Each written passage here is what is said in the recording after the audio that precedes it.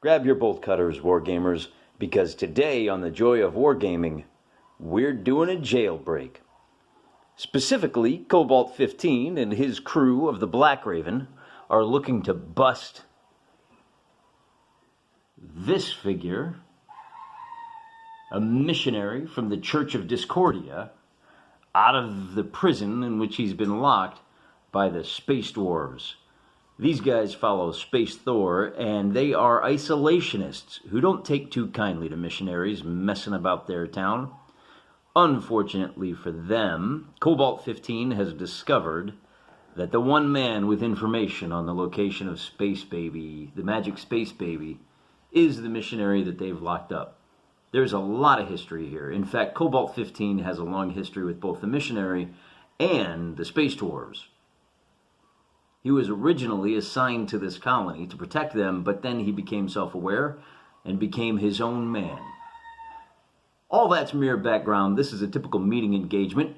However, with the added wrinkle that the missionary is locked up in one of these three buildings, red, purple, and yellow.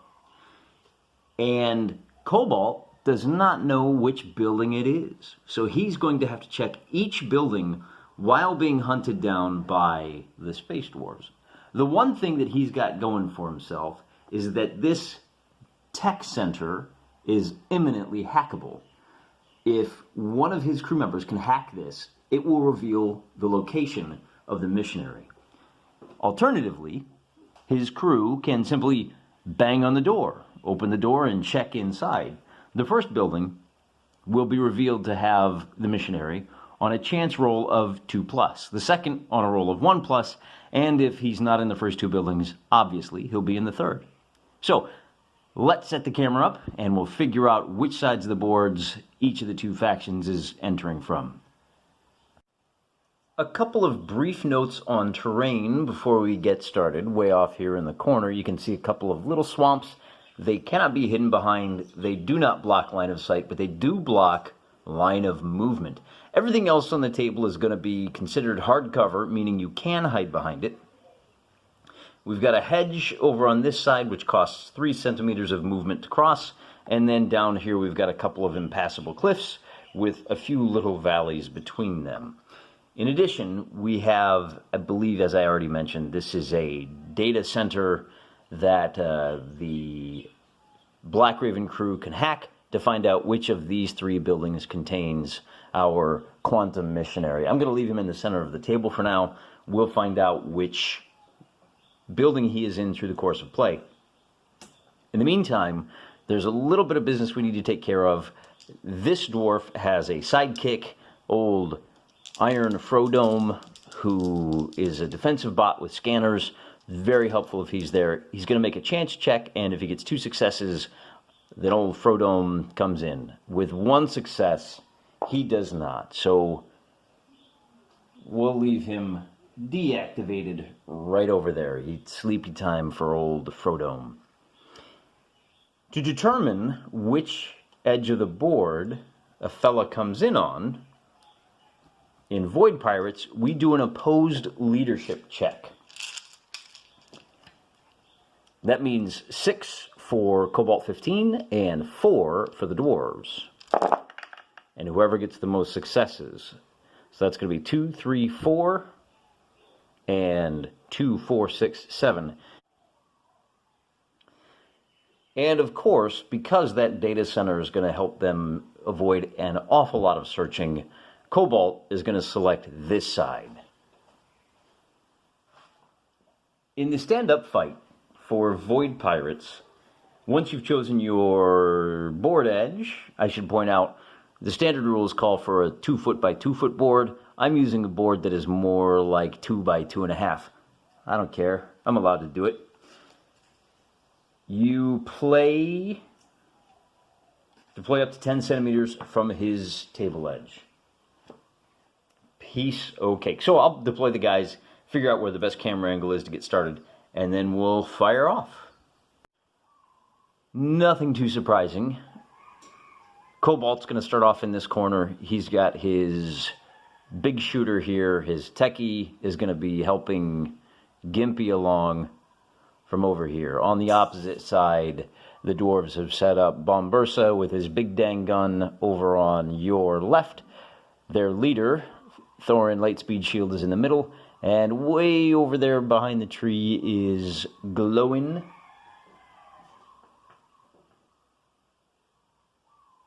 Glowin Nebulon. He must be a Fed with a name like Glowin. I'm going to pull these over just a little bit to give that a little more room. And with that, we are ready for initiative. Obviously, in today's adventure, we are going to be giving gold dice to the dwarves and the bone dice to the crew of the Blackraven. That's going to give us a total of 2, 4, 5 successes for the Blackraven and 3 successes for the dwarves. Blackraven's not going to waste any time. Remember that in Void Pirates you can make a move action, a combat action, and a free action. So he will run right up to there, and he is going to attempt to hide.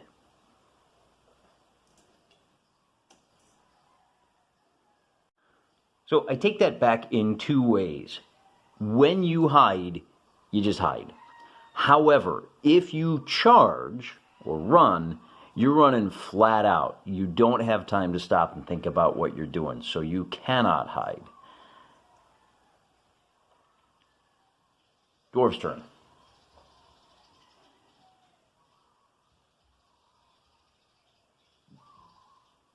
Glowin moves to there. We're gonna have her run 10 centimeters to there. She's just gonna make a beeline for that tech center. Everybody knows what's up. Everybody's just gonna book it to try to get into cover as fast as possible.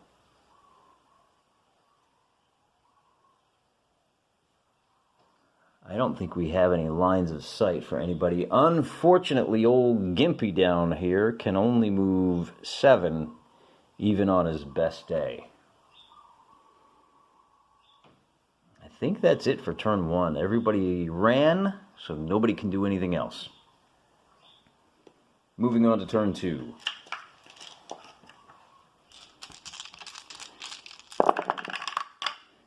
And we get 1 success for the Space Dwarves and 1, 2, 3, 4, 5, 6 successes for Cobalt. No surprises there. We'll start off with our techie flat out running towards the center. Then I think we're going to we may actually wind up taking a shot with somebody here.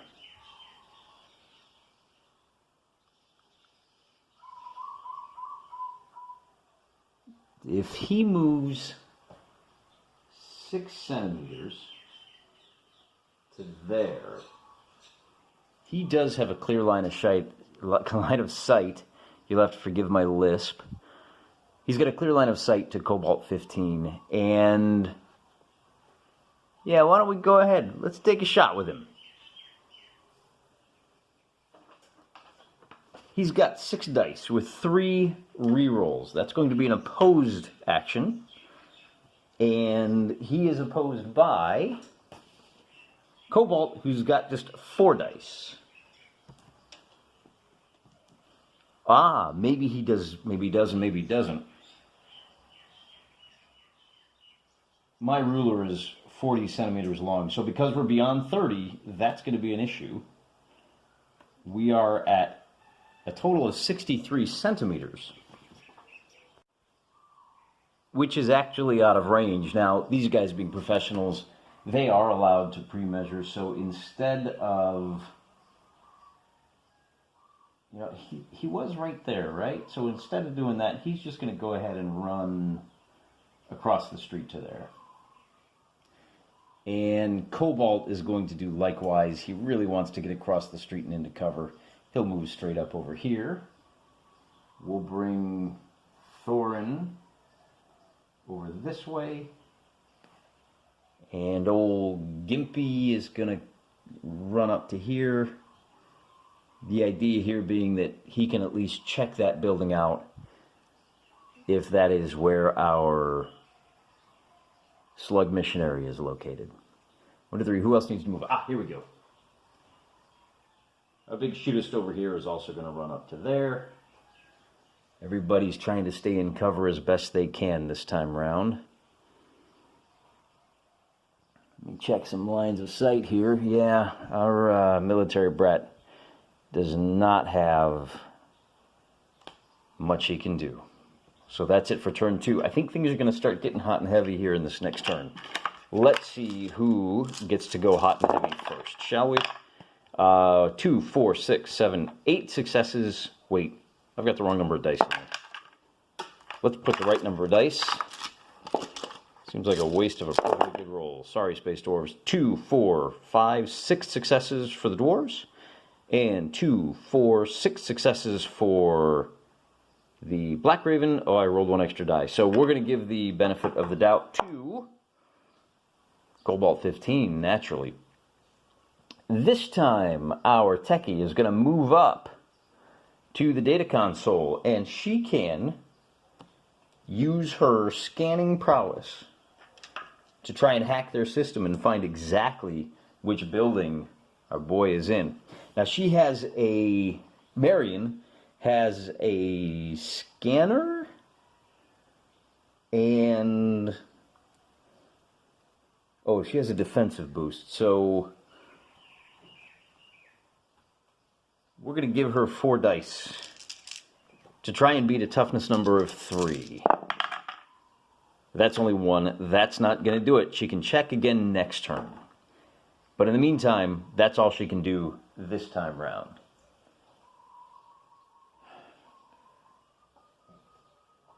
As the biggest threat to their plans, we're going to go ahead and move Mr. Big Gun up to here. That's 6 centimeters. And he's going to take a shot at her. Now, he doesn't just take 1 shot. He takes 3.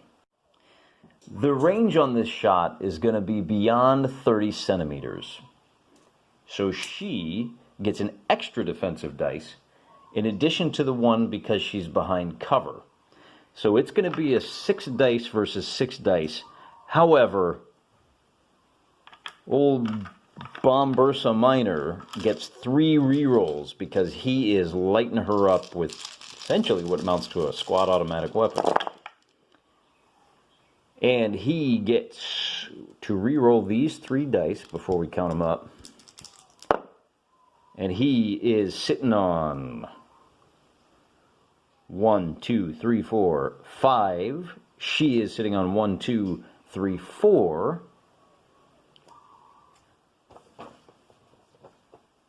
And that means he does 2 wounds to her.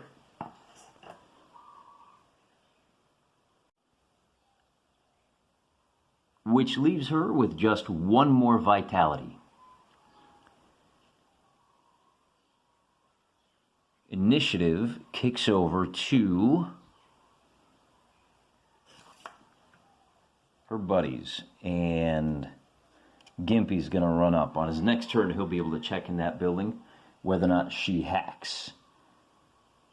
We're going to race up to here with Cobalt. Oh, he went out of order. But we're still running. We're still racing.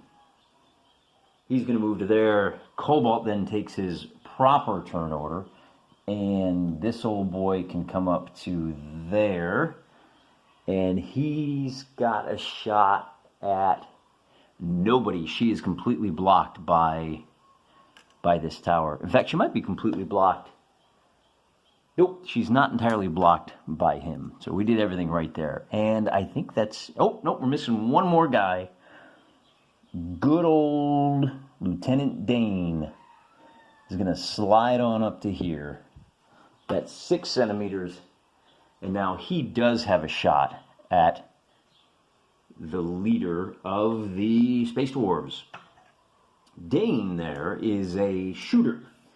which gives him some extra oomph in his skills. He's going to roll a 6 with 3 rerolls because he's got a ranged attack item, and he suffers no defensive. He can shoot further than 30 centimeters, so the fact that the distance here is 32 doesn't faze him at all. He does not get the range bonus to his defensive dice. He's going to roll 4 with a pair of rerolls, where Lieutenant Dane is going to roll 6 dice with 3 rerolls.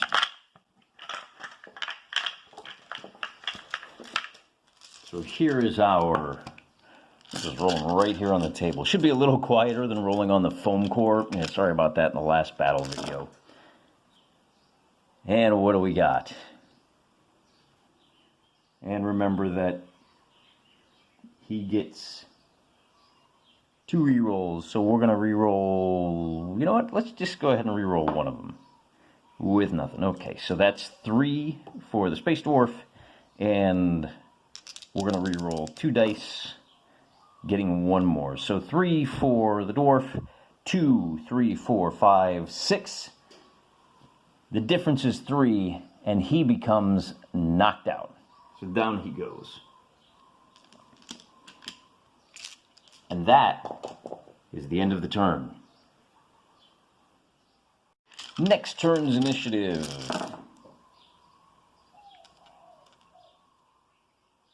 1, 2, 3 for the dwarves, 2, 3, 4. And no surprise, those extra 2 dice are just really powerful stuff. We're going to operate... We're going on the attack. Cobalt's going to slide up around the corner of this building, and he's going to take a shot at the boy with the big dang gun. That is 21 centimeters away. He is behind cover, so he gets an extra defensive die. He gets a total of 7 defensive dice, which is 1 more die than I have for him. No problem. I wouldn't be a wargamer if I didn't have too many dice handy. So he gets a total of 7 dice for his range defense,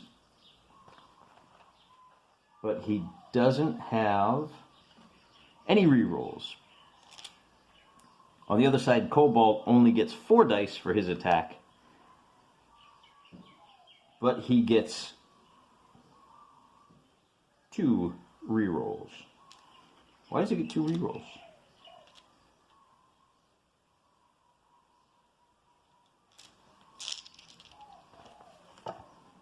I don't know, but yeah, there we go. What is his okay, here we go.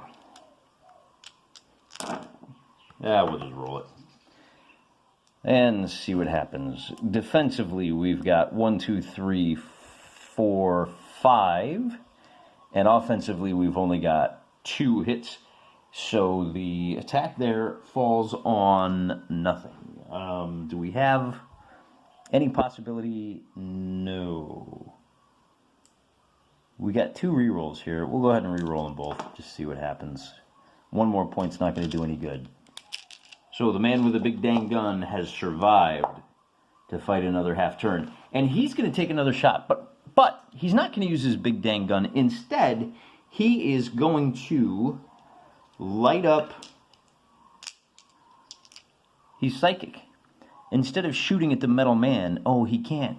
He's immune to the psychic abilities. Oh well, I guess that's just going to be a straight up 5 dice with 3 rerolls for defense, and 6 dice with 3 rerolls on the attack.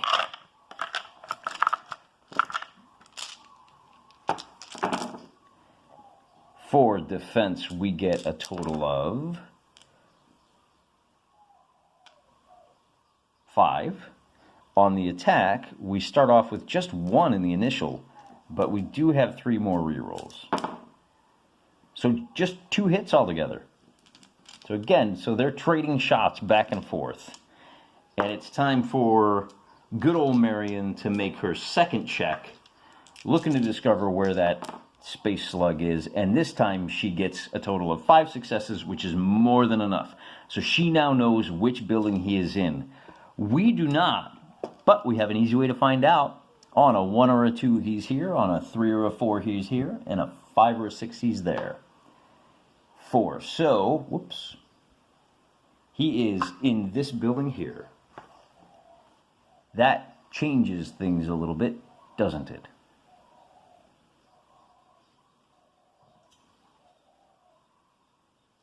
It really does. Where?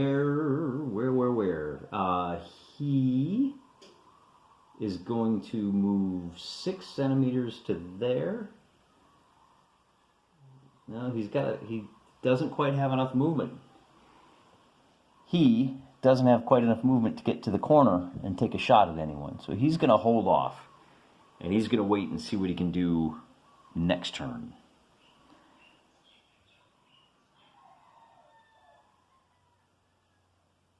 Rusty can only move 7 centimeters. It's going to be 4 to get to the... He's going to move to there. No, he's not. No, he's not. He is going to move 6, 7 to right there. And, wow, the only door to get into this building is on that side. That being the case, I have flipped the camera around to the other angle, showing where Rusty is. And here's our Techie Marion, Lieutenant Dane, and just peeking around the corner is Cobalt 15. The only 2 men standing on the side of the dwarves are these 2 fellas right here. And the only guy left to go this turn is Lieutenant Dane, who's going to have to advance 7 centimeters. That's all he can do. And take cover behind the plucky little sidekick. In fact, he's going to... You know, I think he's going to hide right there. So now he cannot be shot at. And with that, we are ready for the next turn. Rolling for initiative, as usual, is going to be 4 dice versus 6 dice. And we'll just move this tree out of the way so we can see what we're rolling.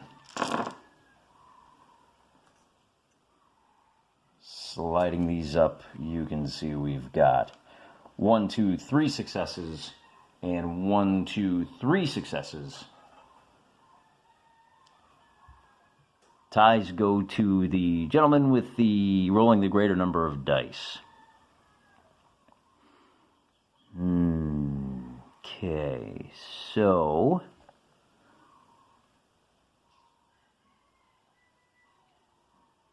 we're going to bring him up 3 centimeters, and he's going to hide right there.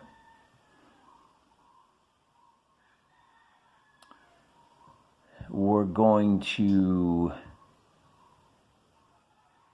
open fire normal with Bomber. That's going to be 5 defensive dice for Cobalt 15, 6 attack dice for the dwarf. In addition to the 5 attack dice, we get 2 rerolls for the white. So that's 2, 4, 5, and 2, 4, 6, 8, 9. So that's 4 hits on Cobalt. Cobalt, you'll remember, is a hero, so he has 6 vitality. 1, 2, 3, 2, 4, 5, 2, 4, 6, 7, 8, 9. So he takes 4 hits and has 2 left over.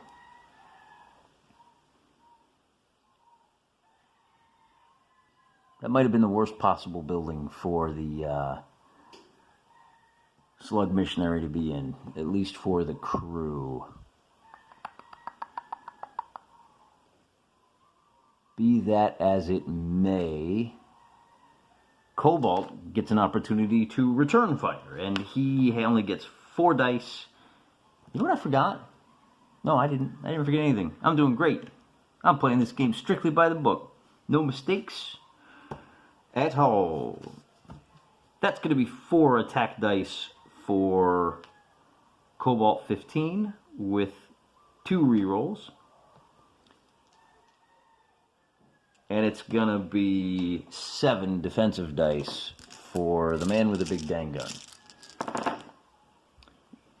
with 3 rerolls. So he's going to reroll 3 of those. Not a great roll. Only 2 successes, 5 successes that time compared to 2. And then we get 2 more rerolls. So 5 versus 2 means no result.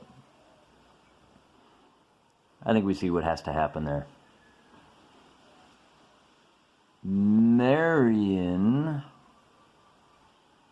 only has 1 hit point left. So she is going to try to use her med kit. She's going to roll 6 dice versus a toughness number of 3. If she can get 3 successes, she'll heal 1. And she gets 4 successes. So she's back up to 2. And that's her turn. Now he's going to slide on over, and he cannot shoot at Lieutenant Dane, or I don't think he even has line of sight. Even if he wanted to, he couldn't shoot at this guy. They're both hidden. He would have to pass a search check, and I think, yeah, he's going to have to do that. He's going to open fire on Lieutenant Dane, but he's got to pass a search check first. He does not have... glowing is tough. I'll have to remember that. In fact, I think I forgot about his toughness. That would have given him 2 extra defensive dice. So, first things first, he is going to try to find Lieutenant Dane. That is an opposed check, in which, because he's behind hard cover, Lieutenant Dane gets a pair of extra dice. So it's going to be 4 versus 2. This is a free action, which will allow him to do something else. Lieutenant Dane gets 3 successes, and the hunter only gets 1 success, so he's not going to be able to open fire on him. He is just going to stand there and wait. Time is on his side.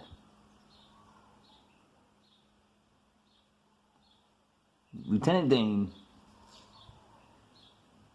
being the foolhardy sort he is going to use his move action. Man, this is not... He could get to the door and kick it in. There's nothing they can do to stop him. But how to get him back out and off the table so they can pump him for information is the problem. And the only real solution is you got to take out these guys. You got to take out these dwarves. So, that being the case, Lieutenant Dane, who is a shooter, is going to open fire on this dwarf over here, who gets an extra die for his defense. So he's going to have 7 with a reroll, 2, 4, 6, 7, and Lieutenant Dane is going to be shooting 6 times with 3 rerolls. So, first we'll do Lieutenant Dane's rerolls. He gets 6 with 3 rerolls, so he gets a total of 6 successes. We'll keep that one, and we're going to re-roll 3 of these dice. We'll keep that one, and these are done. So with 4 successes, those are negated. 2 hits against him, and that leaves him with, you know what? He's actually going to go ahead and say, no, you know what? I'm a tough dude. I'm going to score 1 extra success, so that's only 1 hit on him. But that is... Oh, and then on a 3 chance roll of 3+, he can do it again. He doesn't get it. So he's done with being tough for today. That's glowing. But he only takes 1 hit.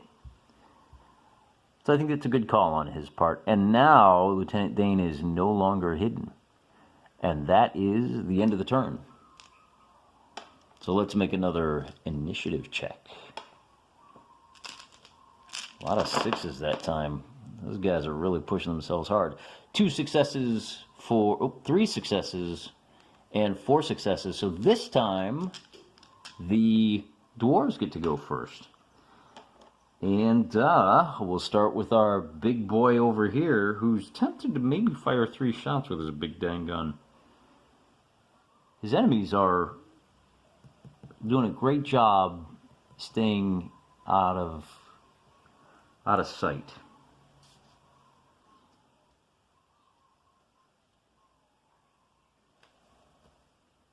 Six dice versus 5 dice. And we'll do re-rolls here in a second. So firing in that direction. Our defender, now we got his extra die. He does get, because he's facing ranged, he gets 2, no, he's wearing heavy armor, he gets 3 re-rolls. So he gets a total of 4 stoppages. And this guy gets to re-roll these 3 dice. He gets 2, 3, 4 hits. So 2, 3, 4, 2, 3, 4. Nothing happens.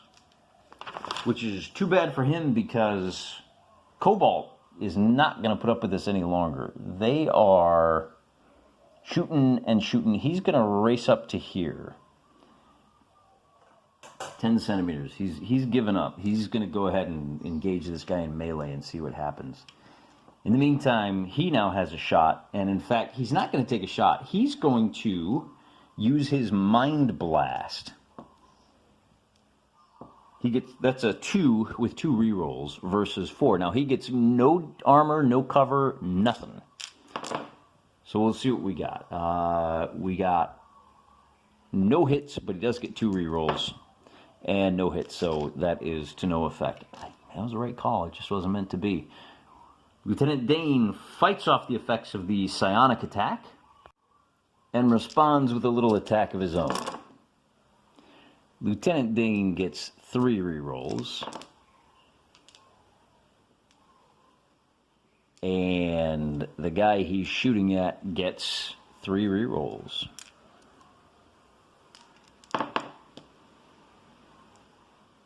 Matching them up, those 2 negate each other. That negates that. That negates that. And Lieutenant Dane does another 2 points of damage, which is just enough to knock him out of the fight. He has already gone. So we'll slide him over a little bit. And he's not much of a shooter, but he's eager for redemption. It's 29 centimeters distance. Here I can show you. There's 30 to right there. And might as well. That's going to be a bit of a tricky one, because you're attacking a guy who is also a shooter. He's got 3 rerolls on 7 dice. And Rusty, not being much of a shooter, is just going to roll a straight 4 dice and see what happens. Now, he does okay with 3 hits, but already you can see there's 6 defenders, so that didn't do a whole heck of a lot of good. But at least it keeps him honest. He has already... Oh, so they've already gone. She used up... You know, I didn't check. She did heal, but chance roll, she used the 1 Band-Aid that's in her kit. So her boo-boo is better, but she doesn't have her first aid kit anymore. And that's the end of the turn.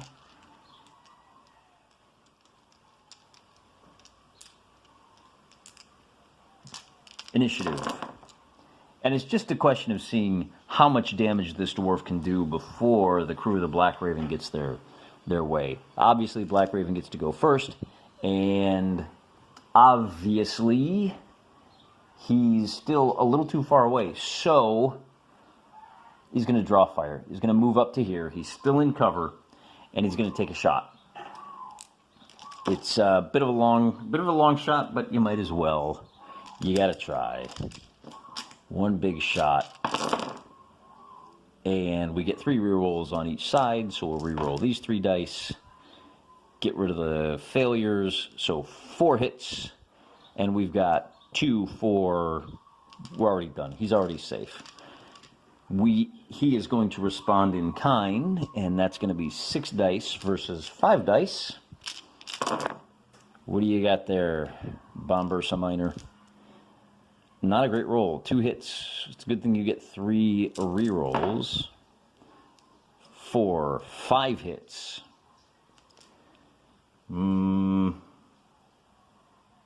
Cobalt gets 2 rerolls. So we're going to reroll these.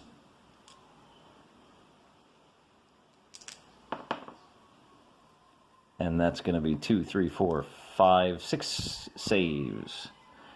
So, another no effect. They just keep trading shots. But it's getting more and more dangerous for our dwarfy friend. Since he's already fired, we're going to go ahead and move her. Well, he's the closest, so he's going to run up, and he's going to use his free action to try and open that door. He's got to roll 4 dice, and he needs a total of 3 successes to make it count. So 3 successes gets the door open.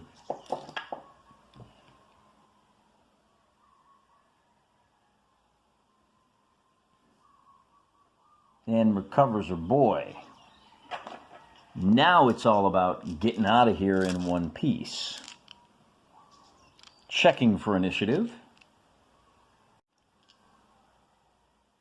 This is going to be an important one, because I think it's the only way that... Oh, I missed 2 dice there. It's the only way that Bombursa is going to be able to do what he needs to do. He gets 3 successes. 1, 2, 3, 4, 5 successes for the crew of the Blackraven. And that means he can slide over here out of the line of sight. And it becomes a bit of a foot race. Now, does he... He's got to shoot. That's all there is to it.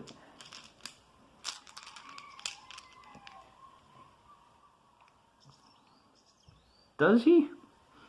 What if he shoots at old Rusty up there? Oh, Rusty's still hiding. No, he fired last round, so he's not hiding anymore. Yeah, we're just gonna do it. We're just gonna open fire. We'll re-roll these 3. Oh, I forgot 1 die. No, I did not.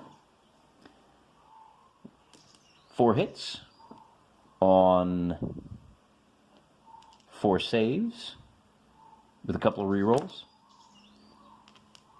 Now here's the question. Well, first of all, she's gonna hoof it. I'm out of here. She's gonna run this way. He is gonna move his full 7 centimeters to there. And the only person left to go this round is him. We're going hand to hand.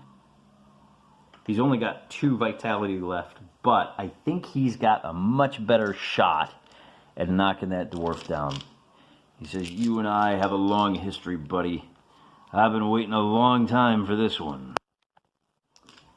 So, hand-to-hand combat. He gets an extra D6 because he charged. So he's going to be fighting with a 4-on-4. He's going to be fighting with 5 versus 4. We've got 2 rerolls, and we've got no rerolls. So the gold dice score 2, except he's a tough guy. So he's going to use his toughness to do a total of 6 blockages. And that's going to be 3 with 2 more rerolls. And he gets 1 more, but it doesn't matter. So can he be tough for another round?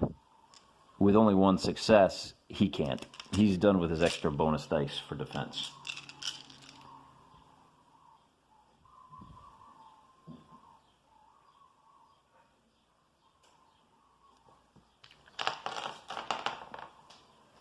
Racing off the table is Lieutenant Dane and his slug missionary. I think this one's going to wind up being a success. Racing off the table and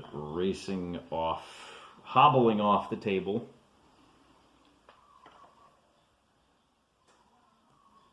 We'll slide him over. He's right there. See his little bald head right there? Man after my own heart. That's it for the turn. We are going into the next turn 4 versus 6, as usual. Once you get the hang of it, this game flows really well. 1, 2, 3, 4, 5 versus 0. We all know what has to happen next. It's going to be a 4-on-4 hand-to-hand combat for Cobalt 15. And he does, on his attack, so there's 1. But Cobalt gets 2 rerolls and does 3 successes. So that's enough to do 2 vitality wounds to Bombursa Minor, who only has 1 left at this point. Bombursa is going to repay the man in kind, and on his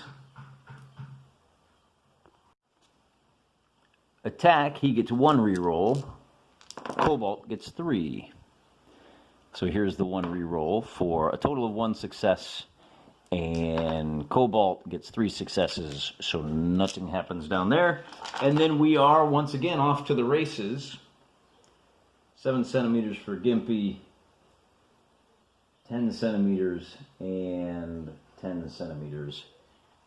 And we're into the next turn already. We'll see who goes first, although it's pretty much academic at this point. 2, 4, 5, 2, 4, 6. You know what that means. It's going to be the big 4-on-4 roll-off over here for Cobalt to try and do 1 point of damage. He gets his 2 attack rerolls. He only scores 2 successes. He scores 2 successes. He pulled it off. Very impressive, little man. Very impressive indeed. Little man's going to take a shot back. He gets 1 reroll and scores 2 successes versus 3 successes for Cobalt. So they are still fighting to a standstill. And the important thing is Cobalt is keeping him distracted until his buddies can drag Slug Buddha off the table. That's the end of the turn. We move into the next turn, and I think it's going to be all over on a total of 2, 4 successes, 5 successes. Are we 10 centimeters away? Oh, we are. We just barely lack enough movement in this foot race to make it count. So we're going to have to do the same thing as last time. It's going to be 4-on-4. Cobalt gets the first attack and swings for a total of 3 successes. 2, 3. Mr. Dwarf counterattacks with 2, 3, 4 successes versus 2, 3. So he does 1 more point of damage to Cobalt, who is also down to his last. It's a heavyweight bout here. He's down. They're both down to their last vitality.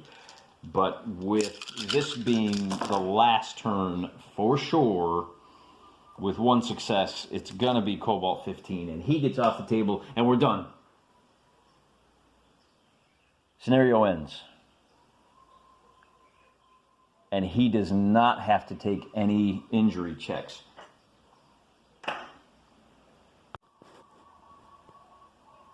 So with the missionary off the table, it all comes down to this.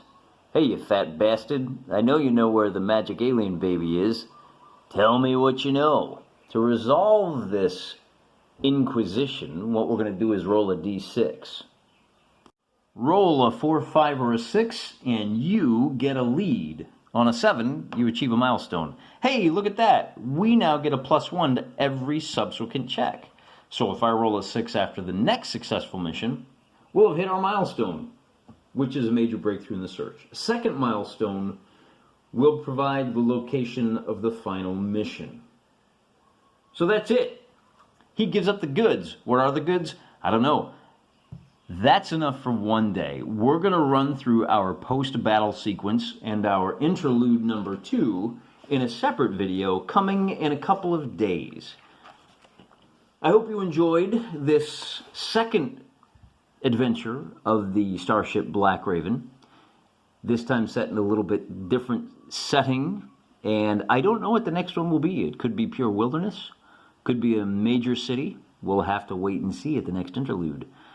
I will see you for that bit of fun later. In the meantime, Thanks for playing along with me. Thanks for putting me on in the background as you mow the lawn or paint your own figures.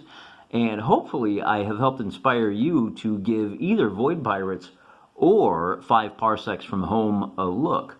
Once again, I have to warn you, I have an older version of 5 Parsecs from Home, but I think you see by now that the inspirational material contained within that miniature game is fantastic regardless of what game you play. So until the next time, God bless you.